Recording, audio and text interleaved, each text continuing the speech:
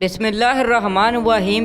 نکاح کے لیے راضی کرنے کا وظیفہ۔ اگر کسی کو رشتے کے لیے راضی کرنا ہو تو ہر روز نماز فجر کے بعد باوضو حالت میں قبلہ رو بیٹھ کر 101 مرتبہ سورۃ کوثر پڑھ کر اللہ تعالیٰ سے اپنے مقاصد کے حصول کے لیے دعا مانگے۔ انشاءاللہ دعا قبول ہوگی اور شادی ہو جائے گی۔ اس وظیفے کو صرف جائز جگہ استعمال کریں۔ اگر اپنے گھر والوں کو رشتے کے لیے راضی کرنا ہو تو اس سورت کو 101 مرتبہ پڑھ کر پانی پر دم کر کے تمام گھر والوں کو پلا دیں۔ انشاءاللہ سب گھر والے شادی کے لیے راضی ہو جائیں گے۔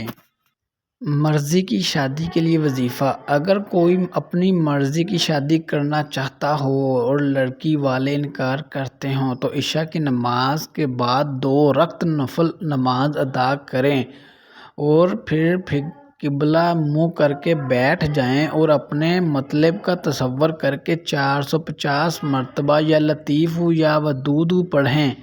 اس کے بعد 7 دفعہ سورۃ مزمل پڑھیں۔ یہ عمل اس وقت تک کریں جب تک کامیابی حاصل نہ ہو۔ اول آخر درود ابراہیم پڑھیں اور چینل کو سبسکرائب کرنا نہ بھولیے گا تاکہ آنے والی تمام ویڈیوز کی نوٹیفیکیشن آپ تک پہنچ سکے۔ اللہ حافظ۔